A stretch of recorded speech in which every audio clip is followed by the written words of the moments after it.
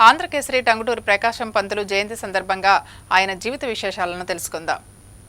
తెలుగు రాజకీయ చరిత్రలో ఆంధ్రకేసరి టంగుటూరి ప్రకాశం పంతులు వంటి నిస్వార్థ త్యాగశీలి లేరనే చెప్పుకోవచ్చు. పేద కుటుంబంలో జన్మించి వారాలు చేసుకుని చదువుకుని స్వాతంత్రం రాకపోవడమే న్యాయవాదిగా లక్షలాది రూపాయల ఆదాయాన్ని పొందేవారు ఆంధ్రకేసరి. భారీ మొత్తంలో వచ్చే ఆదాయాన్ని వదులుకుని స్వాతంత్రం సమరంలోకి దూకారు. సైమన్ కమిషన్ కు వ్యతిరేకంగా తుపాకీకి గుండెన ఆంచి ఆంధ్రకేసరి బిరుదు పొందిన దీశాలి ఆయన. ఆంధ్ర రాష్ట్ర తొలి ముఖ్యమంత్రిగా, రాజమండ్రి తొలి మున్సిపల్ చైర్మన్ గా సేవలందించిన ఆంధ్రకేసరి చివరి రోజుల్లో రైలు టికెట్ కొనే స్తోమత లేని దుర్భర పరిస్థితులు ఎదుర్కొన్నారు. టంగుటూరి ప్రకాశం పంతులు 1872 ఆగస్టు 23న ఇప్పటి ప్రకాశం జిల్లా వినోదరాముని పాలెము గ్రామంలో సుబ్బయ్య, గోపాలకృష్ణయ్య దంపతులకు జన్మించారు. ఆయన 11వ ఏట తండ్రి మరణించడంతో పిల్లలను తీసుకుని తల్లి ఒంగోలు చేరి కుటుంబ పోషణకు పూటకూళ్లు నడిపారు.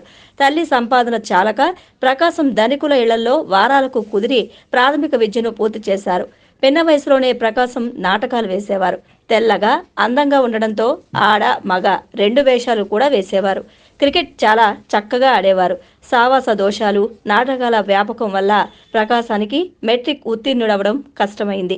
మిషను పాఠశాల ఉపాధ్యాయుడైన ఇమ్మానేని హనుమంతరావు నాయుడు చలవతో ప్రకాశం ఫీజు లేకుండా ప్రీ మెట్రిక్ లో చదివారు. హనుమంతరావు రాజమండ్రికి నివాసం మారుస్తూ ప్రకాశాన్ని తనతో తీసుకువెళ్లి అక్కడ FAలో చేర్పించారు.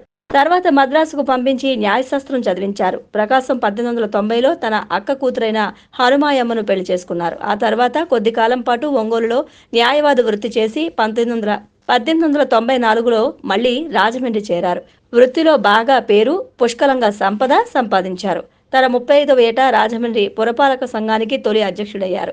ఉన్నత న్యాయస్థానాల్లో వాదించేందుకు వీలుగా ప్రకాశం మహాత్మా గాంధీ లాగానే మద్యం, మాంసం, పొగాకు ముట్టనని తల్లికి మాట ఇచ్చి ఇంగ్లండ్ వెళ్లి బారిస్టర్ చదివి 1907లో లండన్లో ప్రశంసాపత్రంతో బారిస్టర్ కోర్సు పూర్తి చేసుకుని భారతదేశం తిరిగి వచ్చాక మద్రాసు ఉన్నత న్యాయస్థానంలో ప్రాక్టీస్ ప్రారంభించారు. అప్పట్లో మద్రాసులో ప్రసిద్ధి చెందిన బారిస్టర్లందరూ ఆంగ్లేయులు లేదా తమిళులు. పేరు పొందిన తెలుగు బారిస్టర్లలో ప్రకాశమే ప్రప్రథముడు. ఆ రోజుల్లోనే ఆయన న్యాయవాది వృత్తి ద్వారా లక్షలాది రూపాయలు సంపాదించారు. లండన్లోనే ఉండగానే అక్కడ భారతీయ సొసైటీలో చేరి దాదాబాయి నౌరోజీ బ్రిటిష్ పార్లమెంటుకు ఎన్నికయ్యేందుకు కృషి చేశారు. ఈ సమయంలో ప్రకాశానికి జాతీయ భావాలు, సాంఘిక కార్యక్రమాలపై ఆసక్తి పెరిగాయి. సత్యాగ్రహ ప్రతినపై సంతకం చేసి 1921లో స్వాతంత్ర సమరంలో అడుగుపెట్టారు.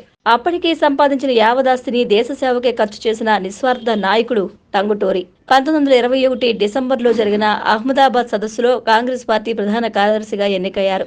దేశవ్యాప్తంగా అల్లర్లు, గొడవలు జరిగిన ప్రాంతాల్లో పర్యటించి ప్రజలను ఓదార్చేవారు. కేరళలో మోప్లా తిరుగుబాటు సమయంలో బయటి ప్రాంతాల వారిపై నిషేధం విధించినా లెక్క చేయకుండా ఆ ప్రాంతంలో పర్యటించి పర్యవసానంగా ఊటీలోని తన ఆస్తిని ప్రభుత్వానికి కోల్పోయారు. 1928లో మద్రాసులో సైమన్ కమిషన్ బహిష్కరణ ఉద్యమంలో పాల్గొని తుపాకీకి ఎదురు నిలిచి కాల్చమని సవాలు చేసి ప్రజల నుంచి ఆంధ్రకేసరి అనే బిరుదు పొందారు.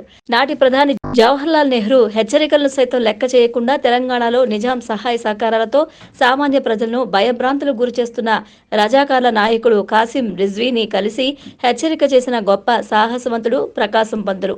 ఈ సందర్భంలో ప్రకాశం ధైర్యానికి మెచ్చుకోలుగా రజాకార్లు ఆయనకు గౌరవవందనం సమర్పించడం విశేషం. 1937లో కాంగ్రెస్ అధికారంలోకి వచ్చినప్పుడు రాజాజీ మంత్రివర్గంలో ఆయన రెవెన్యూ మంత్రిగా ఎన్నో అభివృద్ధి కార్యక్రమాలకు శ్రీకారం చుట్టారు.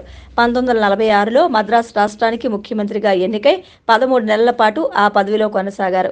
ఎన్నో అభివృద్ధి పనులు చేపట్టారు. స్వంత పార్టీలోని అంతర్గత రాజకీయాలకు ఆయన ప్రభుత్వం బలయ్యాక పార్టీ నుండి బయటకు వచ్చి 1952లో స్వతంత్రంగా ప్రజా పార్టీని స్థాపించి అధికార కాంగ్రెస్ పార్టీ మంత్రులందరినీ ఓడించారు. 1952 డిసెంబర్లో పొట్టి శ్రీరాములు ప్రత్యేక ఆంధ్ర రాష్ట్ర సాధనకై ఆమరణ నిరాహార దీక్ష చేస్తూ మరణించడంతో ఉద్యమం తీవ్రతరమైంది.